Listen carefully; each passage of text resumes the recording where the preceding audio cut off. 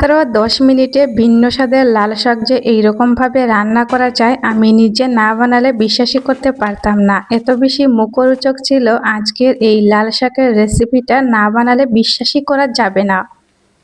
Hello everyone, আসসালামু আলাইকুম।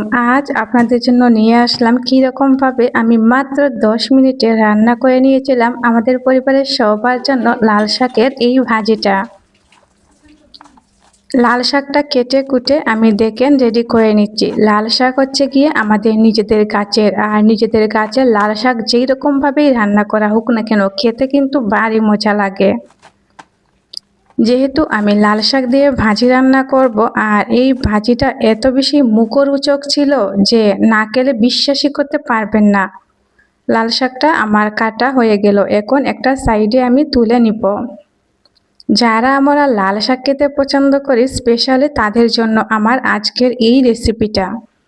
পেঁয়াজটা কুচি কুচি করে কেটে নিতে হবে। আজকে লাল শাকের জন্য লাগবে যে উপকরণ, এখানে পেঁয়াজ লাগবে, সাথে রসুনের কোয়া লাগবে, আর লবণ তো মাস্ট বি লাগবে, কাঁচামরিচ আর শুকনো মরিচ। আর এইগুলোর কম্বিনেশনে আজকের এই রেসিপিটা জাস্ট অসাধারণ হয়েছিল।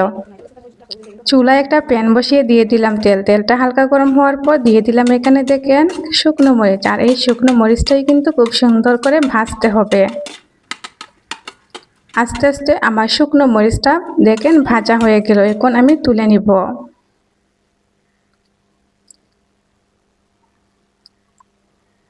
তারপর তার মধ্যে দিয়ে দিব দেখেন রসুন, আর অল্প একটু পেঁয়াজ দিব। সিক্রেট রেসিপিটা অবশ্যই কিন্তু দেখবেন, বিশেষ কিছু উপাদানের কারণে এই রেসিপিটা এত বেশি মজার ছিল। জাস্ট গরম গরম ভাতের সাথে মাছ মাংসকে আজকের এই দুর্দান্ত রেসিপিটা হার মানাবে। লাল শাক সেদ্ধ করার জন্য আমি প্যানটা ধুয়ে আবার বসিয়ে দিলাম চুলার মধ্যে। এখন সবগুলো লাল শাক আস্তে আস্তে আমি দিয়ে দিব। বিশেষ কিছু উপাদানের মিশ্রণে এই লাল শাকের রেসিপিটা অনেক বেশি মজার ছিল। জাস্ট অমৃত হয়েছিল আজকের লাল শাকের এই দুর্দান্ত রেসিপিটা। কিছু আস্ত কাঁচামরিচ দিয়ে দিলাম, আর সাথে লবণও দিয়ে দিব। পেঁয়াজ কুচিও দিতে হবে, অবশ্যই কিন্তু পেঁয়াজ কুচিটা দিতেই হবে, কারণ পেঁয়াজ কুচি একসাথে যদি সেদ্ধ না করা হয় খেতে ভালো লাগবে না।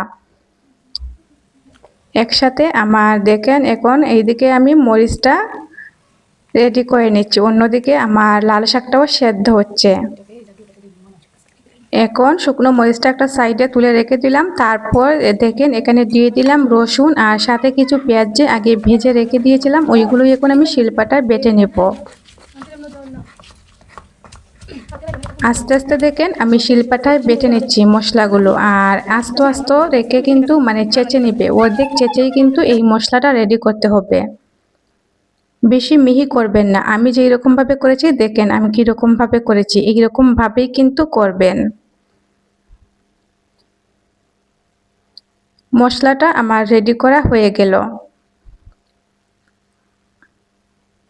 লাল শাকটাও আস্তে আস্তে দেখেন সেদ্ধ হচ্ছে। লো তাপে চুলাটা রেখে লাল শাকটা সেদ্ধ করতে হবে। যারা এখনও আমার চ্যানেলটা সাবস্ক্রাইব করেন নাই, ভিডিও দেখতে দেখতে আমি অবশ্যই বলবো আপনারা আমার চ্যানেলটা সাবস্ক্রাইব করে আমার পাশে থাকবেন, যাতে আমি নিত্য নতুন ভিডিও ছাড়ার সাথে সাথে আপনাদের কাছে নোটিফিকেশন যায়, এবং সেই নোটিফিকেশন ধরে আমার চ্যানেলে যত ধরনের ভিডিও আছে সবগুলো ভিডিও আপনারা ভিজিট করতে পারেন। দেখেন আমি লাল শাকটা এখন তুলে নিব, যেহেতু আমার সেদ্ধ করা হয়ে গিয়েছে এখন তুলে রেখে দিব একটা সাইডে। আপনারা এইরকম ভাবেই এই লাল শাকের ভাজিটা বানাবেন, দেখবেন খেতে ভীষণ মজা হবে। তেল দেওয়া হয়ে গেলে এখন আমি দিয়ে দিলাম এই যে আমি বেটে রেখে দিয়েছিলাম মশলাগুলো, সেই মশলাগুলো দিয়েই কিন্তু আমি ভাগারটা দিয়ে দিলাম। খুবই লো তাপে কিন্তু এই মশলাটা ভাজতে হবে, কারণ লো তাপে ভাজলে আস্তে আস্তে লাল হবে, আর যত বেশি লাল লাল করা হবে এই মশলাটা ঠিক ততটাই মজার হবে এই লাল শাকের ভাজিটা। গ্রামীণ স্টাইলে সম্পূর্ণ আমি কিন্তু আজ আপনাদের সাথে শেয়ার করছি আজকের এই লাল শাকের ভাজিটা। জানি না আপনাদের কাছে কীরকম লেগেছে, তবে আপনারা কীরকমভাবে এই লাল শাক ভাজিটা বানান অবশ্যই কিন্তু আমাকে কমেন্ট করে জানাবেন। এই যে দেখেন আমি আস্তে আস্তে লাল করে নিচ্ছি। যত বেশি লাল হবে তত কিন্তু স্মেলও বের হবে। তারপর তার মধ্যে দিয়ে দিলাম কিছু শুকনো মরিচ। আমার লাল লাল করা হয়ে গেল। দেখেন তো আপনারা কীরকম হয়েছে, খুব বেশি সুন্দর হয়েছে না? এখন আমি লাল শাকগুলো দিয়ে দিব। যে লাল শাকগুলো আমি সেদ্ধ করে রেখে দিয়েছিলাম ওইগুলো শাক এখন আমি দিয়ে দিলাম। সবগুলো একসাথে নাড়াচাড়া করে এক করে নিচ্ছি যাতে একসাথে মিশে যায়। লো হিটে রান্না করবেন। লো হিটে রান্না করলে নিচে লেগে যাবে না, আর নিচে লেগে গেলে কিন্তু একবার খেতে ভালো লাগবে না। এইরকম ঝরঝরে লাল শাক রান্নার রেসিপি আপনারা কিন্তু আমার চ্যানেলেই পেয়ে যাবেন।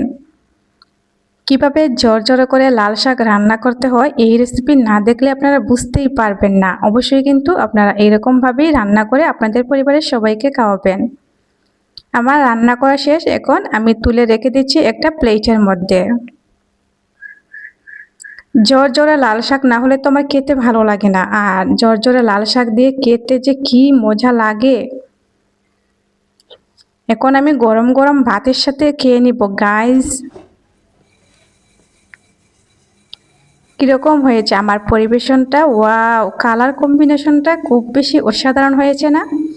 এইরকম অসাধারণ আর অমৃত রেসিপি পেতে কিন্তু অবশ্যই আমার চ্যানেলটা সাবস্ক্রাইব করে লাইক কমেন্ট করে কিন্তু বেল আইকনটা অন করে রাখবেন, তাহলেই দেখতে পারবেন এইরকম নতুন নতুন রেসিপি। তবে আজকের মতো এখানেই বিদায় নিচ্ছি। আল্লাহ হাফেজ।